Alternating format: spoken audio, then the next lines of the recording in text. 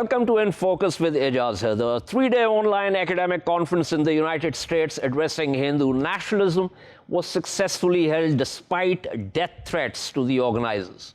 The conference, titled Dismantling Global Hindutva, which was co-sponsored by more than 53 universities including Harvard, Stanford, Princeton, Columbia, Berkeley, the University of Chicago, the University of Pennsylvania, and Rutgers, came under attack after several groups in India and the US accused the event of being anti-Hindu, a ruse regularly used by Hindutva supremacists to block any discussion of their fascist exclusionary ideology. The ideology now has state support because India's ruling Bharatiya Janata Party, led by the Prime Minister Narendra Modi, has pushed forward a Hindu nationalist agenda.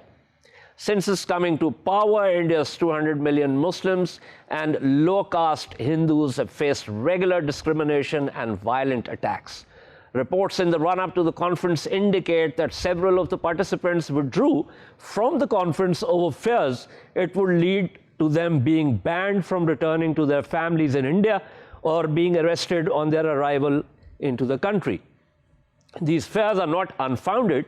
Dozens of dissidents in India, mostly intellectuals, are behind bars, many of them charged under the country's sedition laws.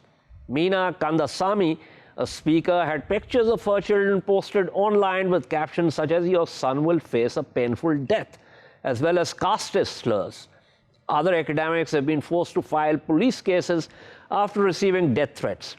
To discuss the ideology and functioning of Hindutva and its status action under Modi's government, I'm joined by Ravi Shrivastava, a political and economic affairs commentator based in Delhi, Dr. Ilhan Niaz, Associate Professor of History at Quaid-e-Azam University, and Dr. Yaqub Bangash, a historian of modern South Asia and Assistant Professor at Information Technology University. But before I get to my panel, I want the viewers to listen to and watch this short clip that we have extracted from a 7-minute clip by Rutgers professor Audrey Truschke. And she talks about how she is constantly being targeted by Hindutva ideologues. And I want to speak with you all today specifically about the threat that this hateful political movement, also known as Hindutva, is posing in real time to academic freedom in the United States. For more than 5 years, I have received hate mail from Hindu nationalists or Hindu supremacists almost every single day. I have been the target of so many death and rape threats that I have lost count. The most recent violent threat against me was made last week via phone to a General Rutgers phone number by a man spouting Hindu supremacist rhetoric. The police are investigating.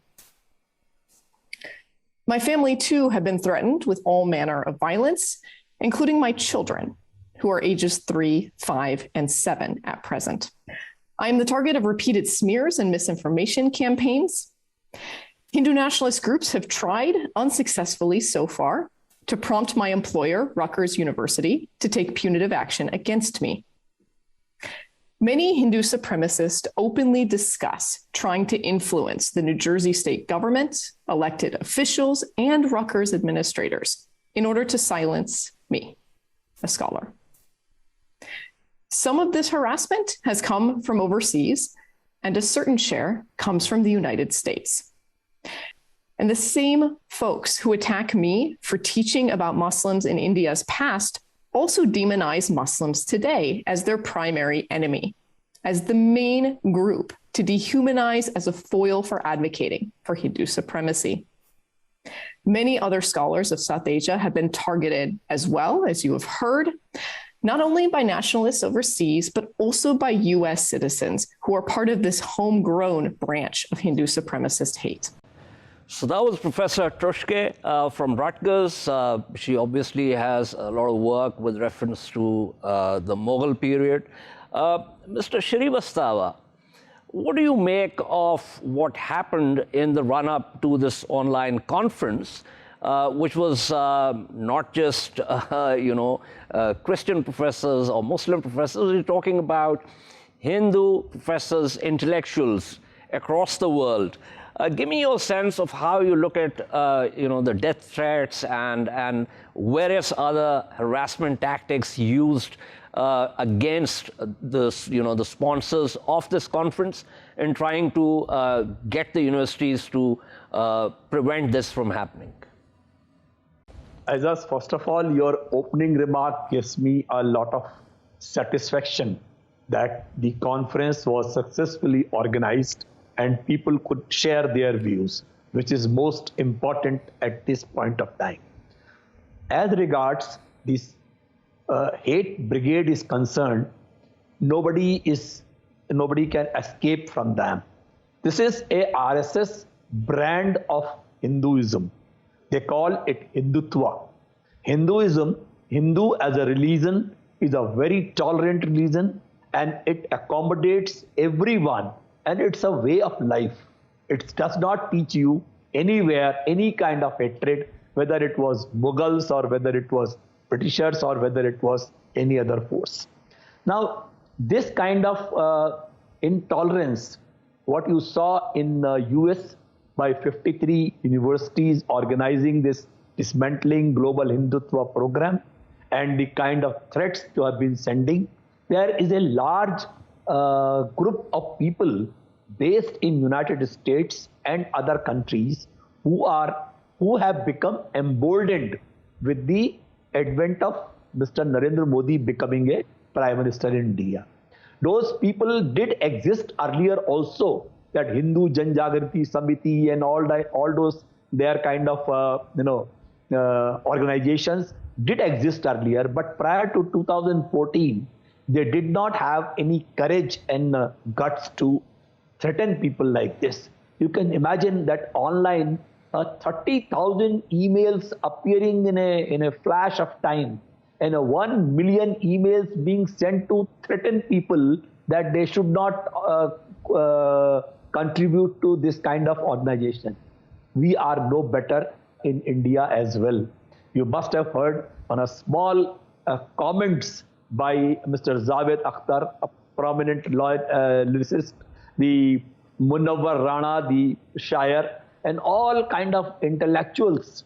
Any statement from Muslims is, brings, they have got security deployed at their residences and their families are threatened. All these things are happening across the country.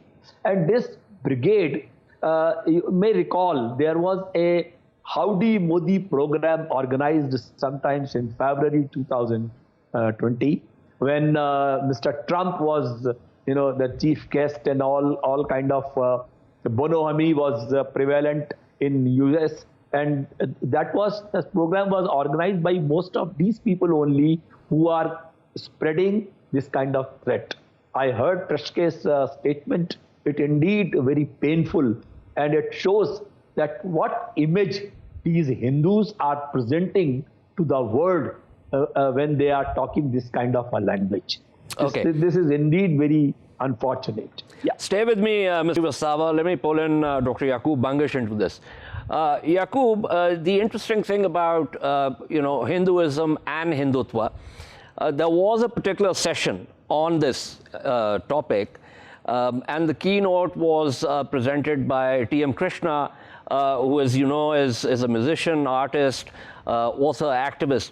Now, since the Twitter handle was also putting out what the speakers were saying, let me just quote some of the things that Mr. Krishna said, and then ask you what you think about that. So this difference between Hindutva and Hinduism. So he said at one point, speakers at this conference have been unambiguous that Hindutva is an ideology in charge of the Indian state. This is obviously the reference to the RSS-dominated Modi government that currently rules India. And he said that its military occupies and settles out of its territorial hubris, that its unremitting Brahmanism and casteism are inseparable from its brutalizing of women and caste-oppressed communities. As scholars of Hindu tradition, we are seeing how Hinduism and Hindutva are deeply intertwined. That's what he said.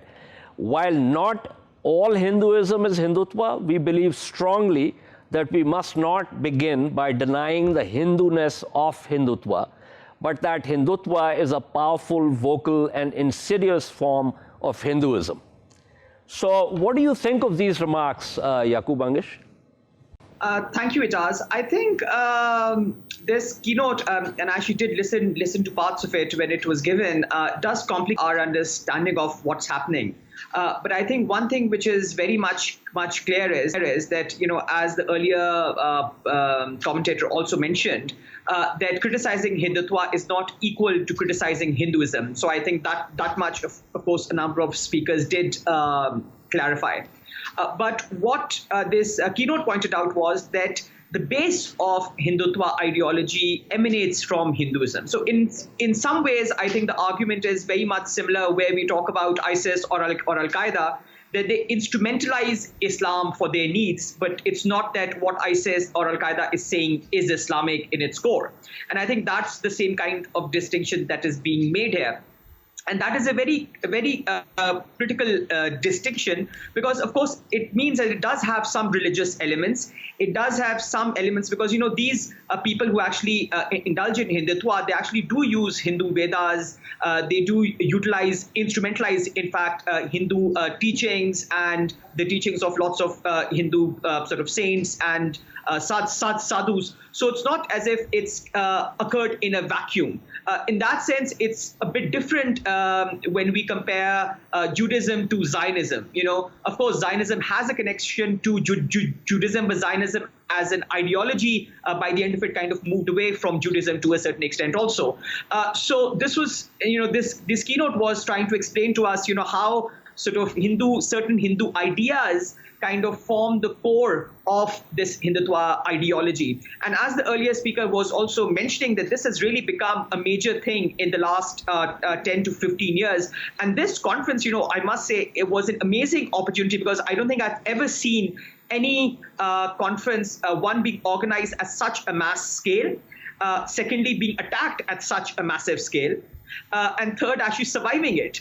In fact, even though a number of people did pull out, which shows that academics now finally do see that this is a very serious issue. This is a very pervasive issue. And as compared to, I think, some other sort of threatening things, here a lot of people backing Hindutva do have the money, do have the resources and the influence to pursue their ideology. And they want to kind of blur that line that exists between talking about Hinduism and Hindutva. And in fact, of course, as you must have, as you did mention, a lot of people were simplifying it by actually calling it Hinduphobia or other kinds of attacks on Hinduism. Of course, that wasn't the case. But these are people, and I think that was one of the reasons, the impetus for having this conference was that a lot of these people are very rich and influential, and they are using their influence, especially in the U.S. academia, to promote something which is Hindutva, which is a racist, exclusionary ideology. And in fact, I must underline, not only is this ideology exclusionary towards non-Hindus, as they define non-Hindus, it is also exclusionary towards its own people. People that it considers Hindu, it even excludes them because it believes in a very formed caste hierarchy. Its ideas about Dalits are, to an extent of towards the extreme, and the same about women. So it's not that it's a kind of anti the other, it's also anti itself to a large extent, and which makes it a lot more sinister and a lot more complicated to actually deal with. So I think this conference was a great move to actually open the conversation and actually enforce that this is a conversation that needs to happen. It affects over 1 billion people in the world. India, of course, is not just the only Hindu country in the world. There are Hindus all over the world. So this is something very serious and must be tackled right now before it becomes a greater problem for the whole world. Thank you, Yaqub, for the sites. Dr. Ilhan Niaz. So Yaqub mentioned the extremist sort of expression in Islam also with reference to Daesh, with reference to Al-Qaeda and some other such ideologies. We are also witnessing the rise of white supremacy, right-wing politics in other parts of the world. Do you think that this is in keeping with the broader trend that we're witnessing around the world, or do you think this is something that kind of inheres in in Hinduism itself, which is generally considered to be a syncretic religion or creed? I think it is fair to make a distinction between Hinduism as a system of religious thought and Hindutva, the 20th century ideology that seeks to ape the fascism of its founding decades and recast India in the mold of a unified, spiritually and racially pure nation. So that distinction, of course, has to be conceded. What is important is that a large number of Indians, both within India and abroad, have increasingly come to accept this definition of Hinduism as being the operative one as far as their identity is concerned. So what we might say is that Hindutva has changed Hinduism in some ways, reprogrammed it in order to suit its political and social and ideological program. And it is now obviously sufficiently confident in terms of India's electoral arithmetic, and it is also sufficiently confident that it can openly antagonize and assault those who would criticize it, even if they happen to be sitting in the relative security of a Western university. This, of course, is very interesting because when we look at the Nazification of Germany, one of the first institutions that the Nazis went after were the universities. And that process of Nazification basically started with the Liberal University of Frankfurt and then rapidly spread to the others. And the fear, of course, of any such totalizing ideology is that any kind of open criticism of it that takes place has to be dealt with effectively. Within India, of course, this movement, because it is in charge of the government, is able to inflict real-world consequences for criticizing it through various sedition laws and other forms of lynching or threats of violence. And abroad, now it seems that it has developed a fairly effective mechanism of greatly increasing the psychological costs for anybody that would seek to criticize it, even if they happen to be sitting in the United States. Okay, so this is obviously not a particularly pretty picture, but Mr. Srivastawa, this obviously has political consequences, especially inside India. It also has, as Dr. Ilhan Niaz said, that people are not secure even, sitting in a Western university. So it seems to me that the situation of freedom of expression and inquiry within some of the top universities in India is also the space for that obviously is shrinking. But the problem is that, as Dr. Niaz and Bangash talked about, that a lot of highly educated and very rich Hindus, both in India and abroad, have kind of latched on to this ideology. So, that fact by itself makes it that much more difficult to sort of, stem the tide of what's happening. See, first of all, as these people, the right-wingers, they are very scared of academia, intellectuals. And that is their main fear, that what you have seen in India, perhaps, the Ashoka University, 2 professors were made to resign. They won another university, Jawaharlal University, which is India's number 2 university. There, you have seen the bloody clashes between these right-wingers and the other left-wing leaders. So they are trying to inculcate this Hindutva, the Hindutva ideology into the institutions. And this is not happening at one place. This is happening at many places. They're trying to change the syllabus at the basic levels, starting from basic level to the graduation level, some kind of new chapters being added. All these kind of attempts are being made. So this is something which is agitating Indians a lot. There are serious problems on unemployment, the unemployment, the inflation, the many other things which are happening, and they are not able to control that. So just to divert the attention of the youngsters, the young population of India, they are inculcating these kind of things over there. And you have seen that many places, even I'll quote you, that yesterday a chief minister of Uttar Pradesh, while he is heading towards some election, said that your ration was eaten away by those who utter the words Abba Jan.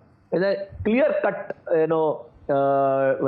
clear-cut sign of aligning people, polarizing people, the dividing people on the caste lines and religious lines. And right, Yaqub Bangash said correct thing, that this is not against own Hindu, it is against own Hindus, the Dalits, the scheduled caste, the OBCs, the women, the kind of statements which come from them. I think Javed Akhtar rightly compared that they talk in terms of Talibanis, that human rights, the rights of the women, all these things, they compare a lot. There are many Islamic nations which are run by the Sharia, but that does not make compulsory that the female student and the male students will sit separately. The females will work in a different environment, male will work different environment. All these things do not happen. The nations which are progressing, they believe in inclusivity, they believe in secularism, they believe in respecting the other religion as well. But here in India, we are facing this crisis a lot. Yes. Absolutely. This is something we have discussed many times on this program. Thank you so much. That was Ravi Shrivastava speaking with us. Yaqub, Dr. Ilhan Niaz has also talked about Nazification. Now, you know that every time there is a reference to the current Indian government and its ideology with reference to fascism or Nazism, they become really, really upset. But it seems to me that there are enough indicators to suggest that a similar kind of process is at work in India also. Well, of course, Ijaz. One of the most fascinating things is that the founders of Hindutva, people like Savarkar, they actually loved Hitler. They actually thought that the Nazis were actually doing the right thing, and they lauded the whole Aryan race theory and all of that. So, whereas with some other ideologies, it might be hard to connect them to Nazism. Here you have, the main people in Hindutva really loving the Nazis and really lauding what they were doing about race. Like, a lot of the race theory that Hindutva uses is Nazi, and they accept it. So it's not as if they don't even accept it. So I find it fantastic that people would react against it because, their founding fathers kind of admitting this. But I just wanted to add one thing to your last question. I think one of the things that fuels all of this in India and abroad are two main kind of elements that I do want to underline here. One is that the Hindutva people think that only through the projection of Hindutva can India become a global power. They have seen that India kind of became a regional power and was kind of trying to go up under the Nehruvian dispensation, but for them that was a big failure. So they see that the projection of Hindutva is how India can become a global power, can become a real regional hegemon, and they look down upon the Nehruvian dispensation by saying that because it wasn't Hindu enough, it didn't achieve that. So that's one major thing that it kind of wants to project. And that's where the diaspora comes in, because they really want to add to that and say, see, if you had followed Hindutva, we would have supported you wholeheartedly and we would have been there a long time ago. The second thing, which I think is very key, and Mr. Shrivastava also kind of hinted there, is this very deep sense of inferiority that is there. And that sense of inferiority comes mainly from the fact that, they had the British rule them. Before that, you had a number of Muslim dynasties, and there is this sense that they haven't achieved anything. And the only way the Hindus, can achieve something is if they follow Hindutva, and they've kind of internalized that. And this is, to an extent, like if you compare this to Muslims thinking about, the golden age of Islam, what's really fascinating is there was, if you're talking about the golden age of Hinduism, that was the liberal Hinduism of the Guptas and all of that, and that is, 2,000 years ago, nearly now. So they can't even hark on to that extent. So therefore, there is this sense that we haven't achieved anything. We haven't shown to the world what Hindu civilization can actually do. So therefore, they reread Hindu civilization. They don't really have anything to refer to because all the great Hindu civilization things they actually probably don't like. So therefore, they pick upon small Hindu kings. They would pick upon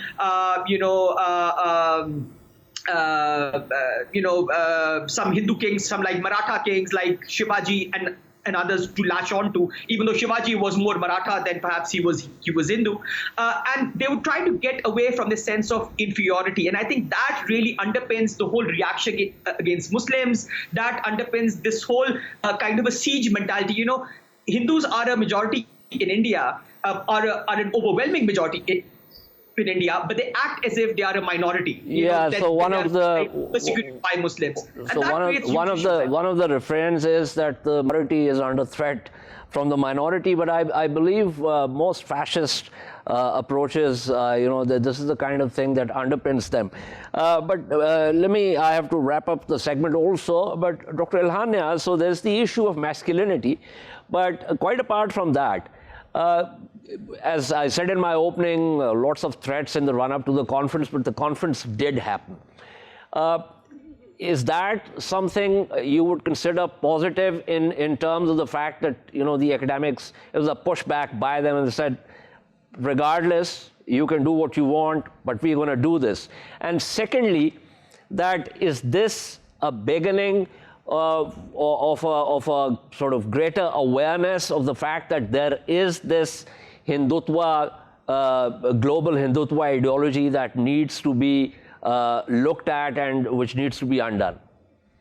Well, yes, I do think that it is good that the conference went ahead, and that is a positive sign that the people that were targeted in this manner did not actually submit and did not actually break down under that kind of pressure.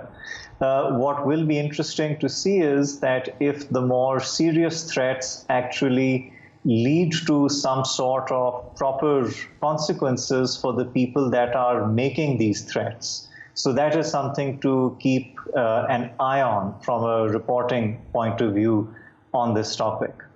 At the same time, when it comes to future conferences on this topic, I think they will also then have to be mentally prepared for the kind of onslaught that they faced the current time that they attempted to do this. So this is sort of going to be just the cost of doing business anytime you want to discuss Hindutva from a critical or an academic lens, and you'll just have to basically take the social media and email beating while you are going through the motions.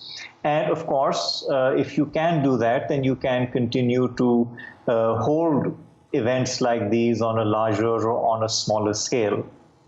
A quick follow-up question.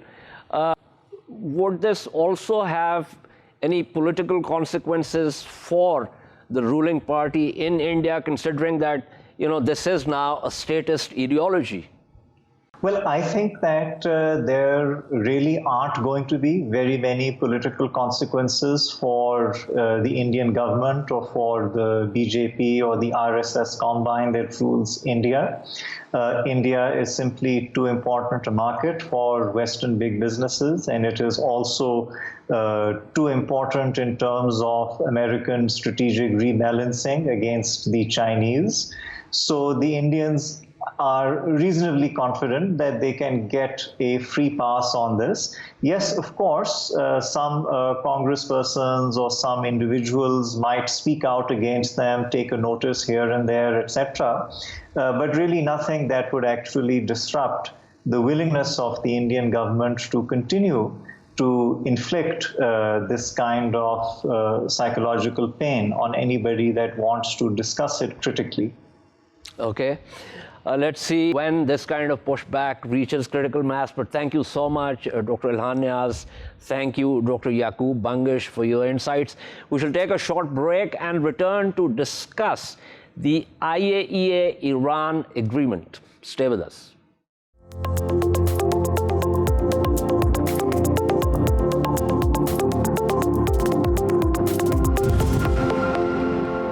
Welcome back to In Focus. The International Atomic Energy Agency reached a bare bones agreement with Iran on Sunday to solve the most urgent issue between them, the overdue servicing of monitoring equipment to keep it running.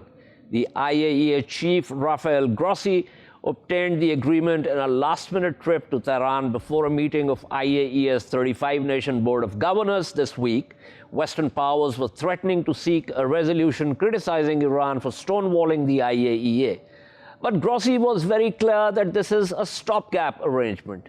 He told reporters in Vienna after the Tehran hop that this is not a permanent solution. This cannot be a permanent solution. This has always been seen, for me at least, as a stopgap, as a measure to allow time for diplomacy. This is a compromise deal because Iran has refused to provide real-time footage from cameras and other surveillance tools that the UN agency has installed in the locations it must monitor. Under the deal, the monitoring equipment remains in the agency's custody, but the data is in Iran's possession and must not be erased as long as the arrangement remains in force. Iran's Atomic Energy Organization chief, Mohammad Eslami, called the talks constructive, but also insisted on the technical nature of the bargain. To discuss this further, I'm joined by Syed Mustafa Cheshm, a journalist and analyst. He has taught at a number of Iranian universities and academic centers, and Van Megadishian, a journalist based in Paris.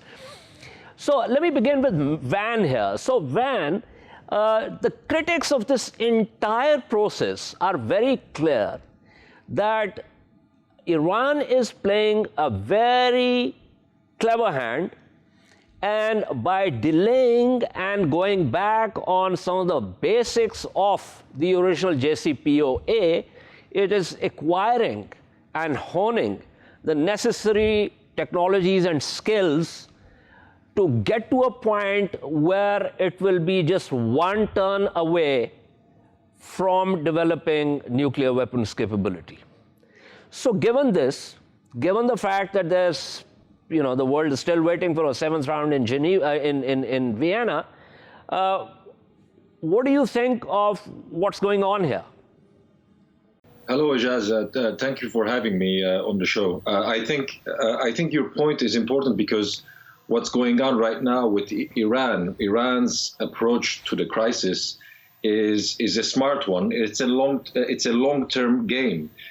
Facing the international community. What Iran wants to show at this point is to play the nuclear card and the uranium enrichment card so that they could tell the international community that the issue to discuss about should remain the nuclear issue, the JCPOA, and not the issues that France and the United States want to discuss about, which is Iran's behavior in the region, its ballistic program, etc. So Iran is doubling down on its nuclear activities so that the international community would be forced and cornered to discuss only about this. And the proof of this is what happened this weekend with the visit of the IAEA director to Tehran to strike a last-minute and 11th-hour deal, which was basically theatrics. Basically, it was kind of a very symbolic gesture to say that we can still save the nuclear talks from collapsing entirely. So Iran has forced its hand, has sticked to its strategy of going all the way, have a long-term vision, and show the rest of the world that they are adamant on returning to the same terms of the JCPOA of 2015. So far that is working because the rest of the world is divided over how to deal with the Iranian crisis. So this is what's going on. Iran is comfortable at this point by playing this card. Right. Now, before I go to Syed Mustafa Khoshchashm, just for the viewers, there were certain sunsets in the 2015 Joint Comprehensive Plan of Action, which is also under the United Nations Security Council Resolution 2231. Now, if the United States had not walked out of the agreement in 2018, in 2020, the UN arms embargo would have ended and select UN-sponsored visa bans lifted. By 2023, since Van talked about the ballistic missiles, by 2023, and I'm talking about some of these, there are multiple sunsets, US and EU/UK sanctions on select proliferation-linked entities would have lapsed. UN-sponsored ban on imports, exports of missile-related equipment and technology would have expired. UN prohibition on Iranian ballistic missile launches would have ended, and UN-sponsored asset freezes terminate. So I've used the past tense deliberately because, and this is a question that I'm going to take to Mustafa. As I said, the critics say that if the United States were to return to the JCPOA, and now we are in the year 2021, and if the text and these sunsets are not renegotiated, then in a couple of years, in 2023, this whole issue of the Iranian ballistic missile would become redundant and irrelevant because the sunset would have set in. So, Mustafa, the same question to you with reference to what the critics say, as a matter of fact, partly also acknowledging and conceding that Iran is playing a very smart hand. Technically speaking, there is no if. As a matter of fact, some of these sunset clauses have arrived, and one of them was the arms ban of the United Nations on non-missile weapon systems, and it was removed last year. The United States under Donald Trump tried to veto it, but it's a veto proof, and nobody followed the United States. Nobody agreed to the United States. And when Biden came to office, he got back to Resolution 2231, endorsing the removal of the UN arms ban. There is still the United States arms ban and sanctions on Iran. That's completely illegal. That was the purpose of the JCPOA, and that's the status of the UN Security Council. When there is a resolution by the UNSC, then it's above law, it's above the US, it's above the EU. Otherwise, there is no use in a UN resolution, and the dignity and status of the UN Security Council would be under question. But another point is that exactly due to the same points that you just mentioned, that sunset clauses are very near, that's exactly the reason why Iran is fond of reviving the nuclear deal, but under fair conditions. Unlike what many believe, that Iran is holding talks in order to reinvigorate its hand, the reason is different. President Raisi has just come to office, and he needs time to calibrate a new strategy. He's expected a lot. He was elected to office by critics of President Rouhani's JCPOA-centered foreign policy. And now everyone expects him. Some expect him to discard the deal. Some others, that's a larger majority, they expect him to calibrate a new strategy. And Mr. Amir Abdullahian, his foreign minister, has said that we need 2 months, roughly 2 months now, by November, end of November, to calibrate this new strategy, to make up a new team, reshuffle the negotiating team, and rejoin the talks. They have ensured the West, as well as the whole world powers, the IAEA and others, that they will continue the Vienna talks. But during this period, if anyone like the IAEA expects Iran to comply unilaterally with the JCPOA inspections and undertakings, that would be void. And Iran alerted Grossi before the visit was done that he needed to stop this excessive demands, and he stopped it. And he was told that in case he continues excessive demands, and asks Iran to continue its obligations under the JCPOA unilaterally, and at a time when the Vienna talks have not ended in any result, to resume the JCPOA in action, there will be a tougher response by President Raisi and his administration. Yet, still, he was ensured that Iran is still very much ready and open to technical and legal talks with the IAEA, not politically driven issues. Yes. And what they agreed upon today was actually kicking the can down the road. They just want to open the chance because they know that if there was not any kind of a deal, then there could have been a resolution by the IAEA Board of Governors that would be reciprocated by Iran's tough response and would send Vienna talks to hell. So they both decided to call it a day, to call it quits, continue the talks next week because Mr. Islami, the Iranian atomic chief, has just been appointed. He is new to the job, so he needs some time. And he will continue legal and technical talks with the IAEA next week. So far, we have, somehow we can see that there is a ceasefire in order to keep Correct. the chances and the legal chances open. Correct. I have to wrap up also, but Van, you see, the Iranians, and that's the position that Mustafa is clarifying, technically speaking, legally speaking, within the letter of the JCPOA, it's extremely difficult to fault the Iranian position, which is why the original critics of JCPOA in the United States and elsewhere continue to say then, and they say this now too, that the entire idea of this deal was bad because the only entity that is going to benefit from this is Iran. And now, we know that Antony Blinken and Heiko Maas said that they cannot wait ad infinitum for Iran to get to the table. But the Iranian position is quite, clear and legitimate that there is a new president, a new administration. They need to review the process, and that we want 6 to 8 weeks before we get to the table. So where do you think this is likely to go? Well, I think, as your other guest mentioned, it is basically kicking the can down the road. But if we look at this all the way to 2015, when the same attitude by the international community was being used to say, well, there is a new reformist president, former President Rouhani, which we need to give him time.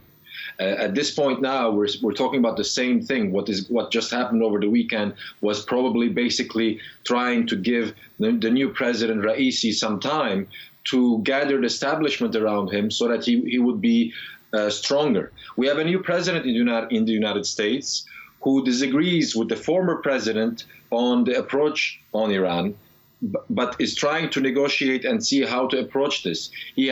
President Biden had a meeting with the Israelis. The Israelis also have a new government that is also at odds with the former Prime Minister, Benjamin Netanyahu. So the new Prime Minister of Israel, the new president in the United States, President Biden, they had a meeting and they discussed how to approach this and how to go forward on this issue. Even there was no agreement.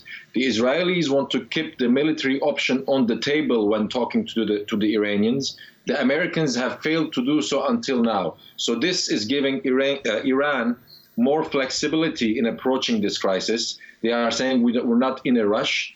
So they've been enriching uranium on much higher levels, and they're keeping their stance united now with a new president. So the Americans have no strategy so far how to continue in this crisis. But the problem is that the Iranians, besides the ballistic program, now they almost more than $1 billion worth of UAV drone capacity technology that they are using in parallel with their other military activities in the region. So Iran is stronger today, and basically the region and the small states, unstable states of the Middle East are kind of a hostage in these negotiations between Iran and the West. This is going to continue this way, perhaps until the end of the year. But so far, there are no indications that any of the sides is a solution, but both want to go back to a new deal. The Iranians want to keep the deal as it is. But I'm hearing in Paris and in the United States, Americans and the French want to add new clauses within this newly negotiated deal, which the Iranians are not accepting. Let's see how this pans out. I suspect we will be returning to this topic as our top story, where we'll have more time to discuss the various aspects of this. But thank you, as always, to Syed Mustafa Khoshchesham. Thank you also to Van for his insights. This is all from In Focus this evening. We shall see you tomorrow at the same time. Keep following our latest updates on social media at indus.news. Good night and goodbye.